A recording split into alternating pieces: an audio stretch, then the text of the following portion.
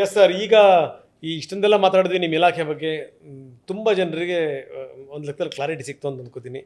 ಈಗ ರಾಜಕೀಯ ಸಂಗತಿಗಳನ್ನು ಮಾತಾಡಲೇಬೇಕು, ಇಲ್ಲಾಂತಂದರೆ ನಮ್ಮ ಚರ್ಚೆನೇ ಅಪೂರ್ಣ ಆಗ್ಬಿಡುತ್ತೆ. ಖಂಡಿತ. ನನಗೆ ನಾನು ಕಂಡಂಗೆ, ನಾನು ಮೊನ್ನೆ ನಮ್ಮ ಟಿ ವಿನ ವಿಶೇಷ ಕಾರ್ಯಕ್ರಮದಲ್ಲೂ ಕೂಡ ಹೇಳಿದೆ, ಈ ನಾಯಕತ್ವದ ಬಗ್ಗೆ ಮಾತಾಡ್ದಿರುವಂಥ ಏಕೈಕ ನಾಯಕ ಅಂತಂದ್ರೆ ಕೃಷ್ಣ ಬೈರೇಗೌಡ.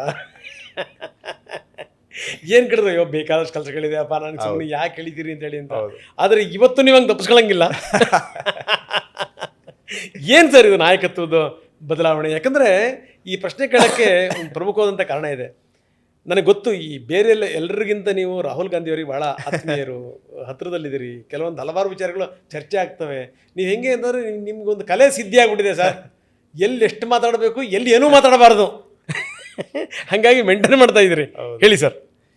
ಅಲ್ಲ, ಈಗ ಚರ್ಚೆ ಏನಾದರೂ ಫಲಪ್ರದ ಆಗುವಂಥದ್ದನ್ನು ಚರ್ಚೆ ಮಾಡಬೇಕು. ಅಂದರೆ ಯೂಸ್ ಇರೋದನ್ನು ಮಾತಾಡಬೇಕು. ಅದರಿಂದ ಏನು ಪ್ರಯೋಜನ ಇಲ್ಲದೆ ಇದ್ದರೆ ಅದನ್ನೇ ಪದೇ ಪದೇ ಮಾತಾಡೋದ್ರಿಂದ ಏನು ಪ್ರಯೋಜನ ಇಲ್ಲ. ಸಾರ್ವಜನಿಕ ಹಿತನೂ ಕೂಡ ಅದರಿಂದ ಸರ್ವ್ ಆಗೋದಿಲ್ಲ. ಅದು ಎರಡನೇ ವಿಷಯ. ನಾನು ಎಲ್ಲರಿಗೂ ಹೇಳೋದು, ನನ್ನ ಕೆಲಸದ ಬಗ್ಗೆ ಏನಾನ ಕೇಳಿ, ನಾನು ಹೇಳ್ತೇನೆ. ಇನ್ನು ಯಾರ್ದೋ ಅವ್ರ ಮೇಲೆ ಇರೋರ್ದು ಬಗ್ಗೆ ನಾನು ಅವ್ರ ಸ್ಪೋಕ್ಸ್ ಪರ್ಸನ್ ಆಗಲಿಕ್ಕೆ ಆಗೋದಿಲ್ಲ ಅನ್ನುವಂಥದ್ದು.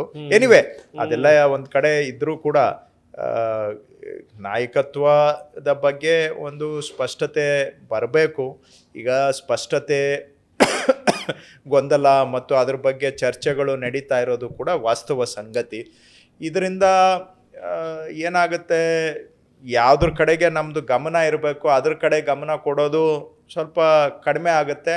ಇದ್ರ ಕಡೆಗೆ ಗಮನ ಜಾಸ್ತಿಯಾಗಿ ಕೊನೆಗೆ ಪಬ್ಲಿಕ್ಕಿಗೂ ಕೂಡ ಅದು ಒಳ್ಳೆಯದಾಗೋದಿಲ್ಲ. ಮತ್ತು ಅಧಿಕಾರಿಗಳು, ಆಡಳಿತ ವ್ಯವಸ್ಥೆಯಲ್ಲೂ ಕೂಡ ಈ ಗೊಂದಲಗಳು ಜಾಸ್ತಿ ಆದರೆ ಅವರು ಕೂಡ ಒಂದು ಗುರಿ ಕಳ್ಕೊಳ್ತಾರೆ, ಅವ್ರಿಗೂ ಬೇಕಾಬಿಟ್ಟಿ ಆಗುತ್ತೆ. ಒಟ್ಟಾರೆ ಇದು ಸಾರ್ವಜನಿಕರ ಹಿತದಲ್ಲಿ ಇಲ್ಲ. ಸಾರ್ವಜನಿಕರ ಹಿತದಲ್ಲಿ ಒಂದು ಸ್ಪಷ್ಟತೆ ಇರಬೇಕು ಅಂತ ಬಯಸ್ತಕ್ಕಂಥವನು. ಅಷ್ಟು ಮಟ್ಟಿಗೆ ನಾನು ಹೇಳಬಲ್ಲೆ. ಆದಷ್ಟು ಬೇಗ ಇದಕ್ಕೆ ಏನಾದರೂ ಒಂದು ಸ್ಪಷ್ಟತೆ ಕೊಡಬೇಕು ಅಂತ ನಾನು ಕೂಡ ನಮ್ಮ ನಾಯಕತ್ವದ ಬಗ್ಗೆ ನಿರೀಕ್ಷೆಯನ್ನು ಇಟ್ಕೊಂಡಿದ್ದೇನೆ ಕೇಂದ್ರ ವರಿಷ್ಠರ ಮೇಲೆ. So let us hope that ಇದು ಒಂದು ತೆರೆ ಎಳೆಯುವಂಥ ಕೆಲಸ ಆಗುತ್ತೆ ಅಂತ ನಿರೀಕ್ಷೆ ಇಟ್ಕೊಂಡಿದ್ದೇನೆ. ಆಗಬೇಕು ಅಂತಲೂ ಕೂಡ ಆಸೆ ಪಡ್ತೇನೆ. ಎಷ್ಟು ದಿನದಲ್ಲಿ ಆಗ್ಬೋದು ಸರ್? ಹೇಳೋಕ್ಕಾಗೋದಿಲ್ಲ, ಏನಾಗುತ್ತೆ ನಿಮಗೆ ಗೊತ್ತು. ಈ ರಾಜಕೀಯ ವ್ಯವಸ್ಥೆಯಲ್ಲಿ ಈಗ ಬಜೆಟ್ ಆದಮೇಲೆ ಬೇರೆ ರಾಜ್ಯಗಳಲ್ಲಿ ಚುನಾವಣೆಗಳಿದೆ, ಅದಾದಮೇಲೆ ನಮ್ಮ ರಾಜ್ಯದಲ್ಲಿ ಸ್ಥಳೀಯ ಚುನಾವಣೆಗಳಿದ್ದಾವೆ. ಹಾಗಂತೇಳಿ ಇದ್ರ ಬಗ್ಗೆ ಏನೋ ಒಂದು ಸ್ಪಷ್ಟ ನಿಲುವು ತಗೊಳ್ಳೋದಕ್ಕೆ ಇದೆಲ್ಲ ಅಡ್ಡ ಅಂತ ನಾನು ಹೇಳ್ತಾ ಇಲ್ಲ. ಆದರೆ ಪ್ರಾಕ್ಟಿಕಲ್ಲಾಗಿ ನೋಡಿದಾಗ ಇವೆಲ್ಲ ಬೇರೆ ಬೇರೆ ಕೆಲಸಗಳು, ಬೇರೆ ಬೇರೆ ಕೆಲಸ ಕಾರ್ಯ, ಇನ್ನು ಸದ್ಯದಲ್ಲೇ ಎಲೆಕ್ಷನ್ಸು ಕೂಡ ಅನೌನ್ಸ್ ಆಗ್ತವೆ. ಇವೆಲ್ಲ ಇರುವಾಗ ಇದರ ಮಧ್ಯದಲ್ಲಿ ಈ ಚರ್ಚೆನ ಕೈಗೆತ್ಕೊಳ್ತಾರಾ ಇಲ್ವಾ ಅಂತಲೂ ಕೂಡ ಅನುಮಾನ ಇದೆ. ಅಂದರೆ ನಾಯಕತ್ವ ಬದಲಾವಣೆ ಆಗುತ್ತೆ ಅಂತ ನಾನು ಹೇಳ್ತಾ ಇಲ್ಲ, ಆ ವಿಷಯ ಸಬ್ಜೆಕ್ಟ್ ಡಿಸ್ಕಷನ್ಗೆ ಬರುತ್ತಾ ಇಲ್ವಾ ಅನ್ನುವಂಥದ್ದು. ಯಾಕಂದರೆ ನೆಕ್ಸ್ಟು ಇನ್ನೂ ಒಂದು 2-3 ತಿಂಗಳು ಒಂದು ಹೆಕ್ಟಿಕ್ಕು ಪೊಲಿಟಿಕಲ್ ಸೀಸನ್ ಇದೆ. ಬಜೆಟ್ ಆಗುತ್ತೆ, ಅದಾದಮೇಲೆ ಅಸೆಂಬ್ಲಿ ಎಲೆಕ್ಷನ್ಸ್ ಬರುತ್ತೆ, ಬೇರೆ ರಾಜ್ಯಗಳ ಎಲೆಕ್ಷನ್ಸ್ ಬರುತ್ತೆ, ಗ್ರಾಮ ಪಂಚಾಯತಿ ಚುನಾವಣೆ, ಜಿಲ್ಲಾ ಪಂಚಾಯತಿ ಚುನಾವಣೆ, BBMP ಚುನಾವಣೆ, ಇವೆಲ್ಲ ಇನ್ನೊಂದು 3-4 ಮಂತ್ಸು ಭಾಳ ಟೈಟ್ ಶೆಡ್ಯೂಲು, ಹೆವಿ ಶೆಡ್ಯೂಲು ಕೂಡ ಇದೆ. 3-4 ಮಂತ್ಸ್ ನಂತರ ಆಗಬಹುದಾಗಾದ್ರೆ ಗೊತ್ತೇ ಅಲ್ಲ, ಆಗ್ಬಹುದಾ ಅಂದರೆ ನಾಯಕತ್ವ ಬದಲಾವಣೆ ಆಗುತ್ತೆ ಅಂತ ನಾನು ಹೇಳ್ತಾ ಇಲ್ಲ.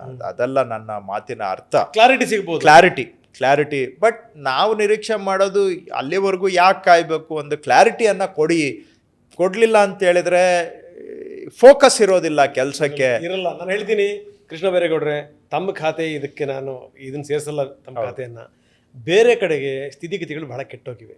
ಯಾಕಂದರೆ ಅಧಿಕಾರಿಗಳಿಗೆ ಏನಾಗ್ಬಿಡುತ್ತೆ ಅಂತಂದ್ರೆ, ನಿಮಗೆ ಆಡಿದ್ದೆ ಆಟ ಹೂಡಿದ್ದೆ ಲಗ್ಗೆ ನಂಗೆ ಆಗ್ಬಿಟ್ಟಿದೆ ಸರ್.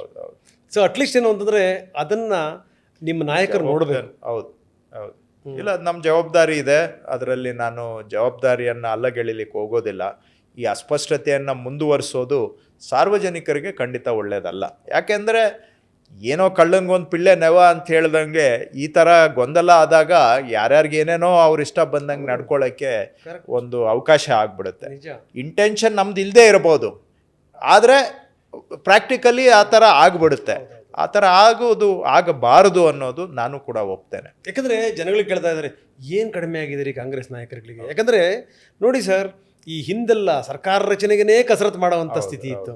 ಆದರೆ 136 ಸೀಟು 140 ತನಕ ಬಂತು. 40 ಸೊ ಹಿಂಗಿದ್ದಂಥ ಸಂದರ್ಭದಲ್ಲಿ ಈಗಲೂ ಕೂಡ ಕಚ್ಚಾಟ ಹುಚ್ಚಾಟಗಳು ಅಂತಂದ್ರೆ ಒಂದು ಕಡೆ ನೀವು ಹೇಳೋದೆಲ್ಲ ನಾನು ಒಪ್ತೇನೆ, ಯಾವುದಕ್ಕೂ ನಾನು ಅಲ್ಲಗೆಳೆಯೋದಿಲ್ಲ, ಅದಕ್ಕೆ ಇದು ಉತ್ತರನೂ ಅಲ್ಲ. ಆದರೆ ಪರ್ಯಾಯ ಪ್ಯಾರಲಲ್ ಆಗಿ ನಾನು ಹೇಳೋದಾದರೆ ನೋಡಿ, ಅವೆಲ್ಲ ಇರ್ತವೆ ರಾಜಕೀಯ ಜೀವನದಲ್ಲಿ. ಆದರೆ ನಾವುಗಳು ನಮ್ಮ ಜವಾಬ್ದಾರಿ ಏನಿದೆ ಅದನ್ನು ನಾವು ನಿರ್ವಹಣೆ ಮಾಡಬೇಕು. 8 ಜನ ಯೋಚನೆ ಮಾಡ್ತಾರೆ ಈ ಥರ ಅಂತ. ಬರೀ ಅದನ್ನೇ ಒಂದು ಕತೆ ಹೇಳ್ಕೊಂಡು ನಾವು ಕಾಲ ಕಳೆದ್ರೆ ಈಗ ಅದರಿಂದ ಆಯಿತು, ಅದ್ರ ಪಾಡಿಗೆ ಅದು ನಡೀತಾ ಇರುತ್ತೆ. ನಮ್ಮದು ಕೂಡ ಅದರಲ್ಲಿ ಏನೋ ಪರ್ಸ್ನಲ್ ಇಂಟ್ರೆಸ್ಟ್ಗಳು ಇರ್ಬೋದು, ನಮ್ಮದು ಪರ್ಸ್ನಲ್ ಒಪಿನಿಯನ್ ಇರ್ಬೋದು, ಪರ ಇರ್ಬೋದು, ವಿರೋಧ ಇರ್ಬೋದು, ಇವೆಲ್ಲ ಇರ್ತವೆ. ಯಾಕಂದರೆ ನಾವು ರಾಜಕೀಯ ವ್ಯಕ್ತಿಗಳಾಗಿ ನಾವೇನು ಒನ್ ಡೈಮೆನ್ಷನಲ್ಲಿ ಕೆಲಸ ಮಾಡೋರಲ್ಲ. ನಾವು ಈ ಎಲ್ಲದರಲ್ಲೂ ಇರಬೇಕಾಗತ್ತೆ. ಪೊಲಿಟಿಕಲಿ ಇರಬೇಕು, ಅಡ್ಮಿನಿಸ್ಟ್ರೇಟಿವ್ಲಿ ಇರಬೇಕು, ಕಾನ್ಸ್ಟಿಟ್ಯೂನ್ಸಿಯಲ್ಲಿ ಇರಬೇಕು, ಸೋಷಿಯಲ್ದ್ರಲ್ಲೂ ಇರಬೇಕು, ಎಲ್ಲದರಲ್ಲೂ ಇರಬೇಕು. ಸೊ ಪೊಲಿಟಿಕಲ್ ಕೆಲಸ ಮಾಡುವಾಗ ಪೊಲಿಟಿಕಲಿ ವಿಚಾರ ಮಾಡಬೇಕು, ಬೇರೆ ಟೈಮಲ್ಲಿ ನಮ್ಮ ಕೆಲಸ ನಾವು ಮಾಡಬೇಕು. ಇದಕ್ಕೆ ಯಾವುದು ಕೂಡ ಚ್ಯುತಿ ಆಗಬಾರ್ದು. ಇದರಲ್ಲಿ ಚ್ಯುತಿ ಬಂದರೆ ನಾವು ಜನಗಳನ್ನು ಫೇಲ್ ಮಾಡ್ದಂಗೆ ಆಗತ್ತೆ.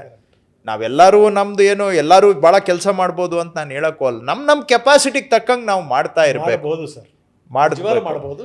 ಇದಕ್ಕೆ ಅದು ನೆಪ ಆಗಬಾರ್ದು.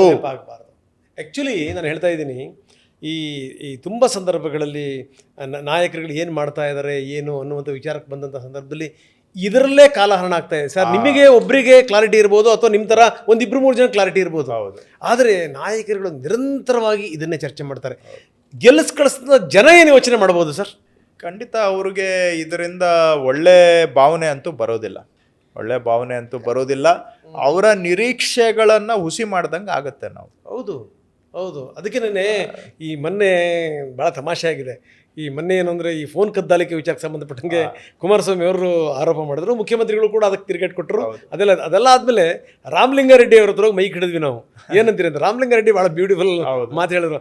ಅಲ್ರಿ, ಕದ್ದಾಲ್ಸೋಂಥದ್ದು ಏನಿದೆ ರೀ, ನಮ್ಮ ಶಾಸಕರುಗಳೇ ಮಾತಾಡ್ತಾರಲ್ಲ ಅಂತ. ಅಲ್ಲಿಗೆ ಬಂದಿದೆ ವ್ಯವಸ್ಥೆ. ಓಪನ್ ಆಗಿ ಮಾತಾಡುವಾಗ ಮಾತಾಡ್ಬೇಕಾದ್ರೆ ಕದ್ದಾಲ್ಸೋಂಥದ್ದು ಏನಿದೆ ಅಂತ. ಕರೆಕ್ಟ್. ಸೊ ಹಿಂಗಾಗಬಾರ್ದು. ನಾನು ಒಪ್ತೇನೆ.